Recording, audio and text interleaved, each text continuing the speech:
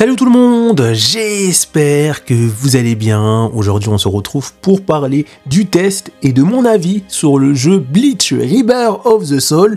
En tant que fan de la saga Bleach, j'ai décidé d'acheter le jeu et malheureusement j'ai été quand même particulièrement déçu, même s'il y a des choses que j'ai appréciées, mais globalement c'est une très mauvaise expérience pour moi. Et dans cette vidéo on va non seulement voir le test du jeu, et je vais vous dire pourquoi ce jeu je trouve que c'est une catastrophe, parce que je trouve que Bandai Namco n'a pas mis suffisamment de budget dans le jeu, et ça s'en ressent surtout dans le mode histoire. Donc dans cette vidéo, on va découvrir le test et mon avis sur ce jeu. N'hésitez pas à liker cette vidéo pour me soutenir, pensez bien à vous abonner, et j'ai joué presque 40 heures de jeu, et on est parti!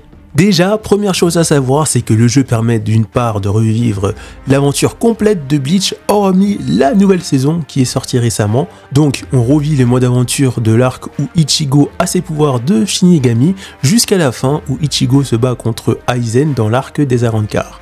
Bien évidemment, dans ce jeu, on a la possibilité de jouer en mode local avec 2 manettes, on a également la possibilité de faire le mode entraînement, on a également un mode qui nous permet de faire différents combats, qui permet d'augmenter la durée de vie du jeu, en plus du mode histoire qui est déjà vachement conséquent, à peu près 25 à 30 heures ou plus. On retrouve également un mode en ligne où on peut affronter les gens en ligne, on retrouve également un magasin où on peut acheter plein de choses pour compléter sa collection ou acheter divers objets utiles en combat. On retrouve aussi un mode bonus où on peut retrouver toutes les cinématiques du jeu et d'autres choses intéressantes à découvrir.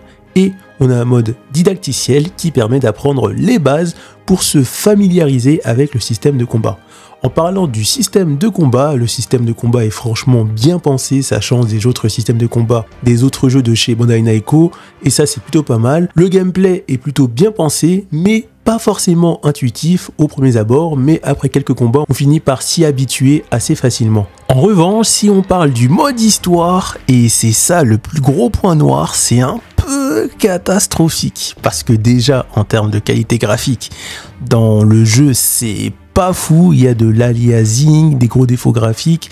Sur PC, donc j'imagine même pas ce que ça donne sur console, parce que moi je suis un joueur PC, et franchement, on a vu que Bandai Namco peut faire beaucoup mieux, comme Dragon Ball Z Sparking Zero, ou bien la saga des Naruto Storm 1, 2, 3, 4, ou bien, je sais pas moi, le jeu Demon Slayer, mais en tout cas, Bandai Namco peut largement mieux faire.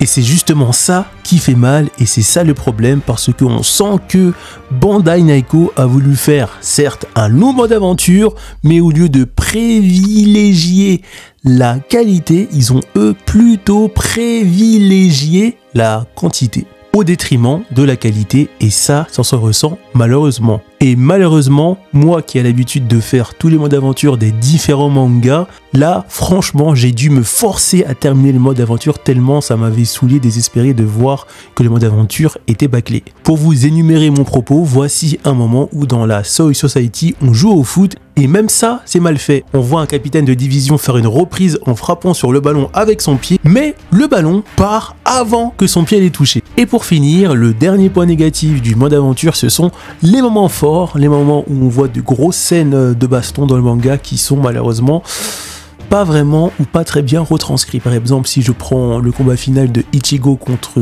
Kenpachi, quand Ichigo veut sauver Rukia à la Soy Society, là c'est juste Chuba Kenpachi, et là directement on voit que c'est la fin du combat, alors que dans Storm on a eu une vraie scène et tout, donc il manque vraiment de gros moments forts.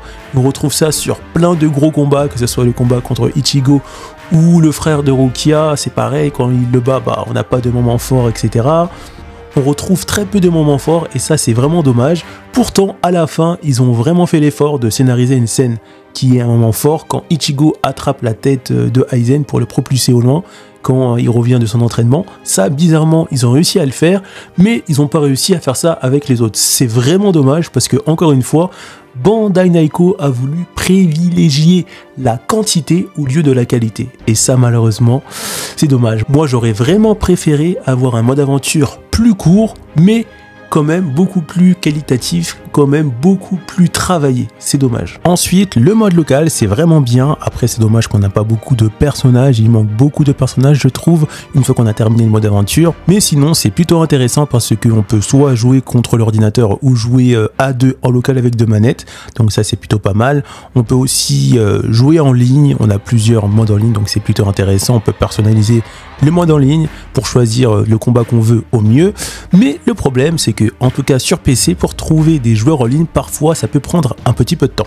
Et pour finir, on a également un autre mode, en plus du mode histoire, pour rallonger un peu la durée de vie du jeu, où là on peut faire des combats avec différents niveaux. Maintenant, on se retrouve pour le bilan, donc mon verdict, le jeu mérite un 11 ou un 12, parce que déjà, graphiquement, c'est pas normal d'avoir un jeu comme ça en 2024-2025, surtout que Bandai Namco a sorti des jeux comme Dragon Ball Z Sparking Zero, des jeux Demon Slayer, des jeux Naruto Storm Connection, Storm 4, avec vraiment une qualité graphique quasi irréprochable, et un jeu Bleach qui n'est pas sorti depuis pas mal d'années, et aussi rétamé graphiquement. Donc ça, c'est déjà dommage. Le mode aventure, c'est vrai qu'ils ont fait un long mode aventure, mais il a été bâclé, du coup forcément ça se ressent, et ça fait que beaucoup de personnes vont être dégoûtées.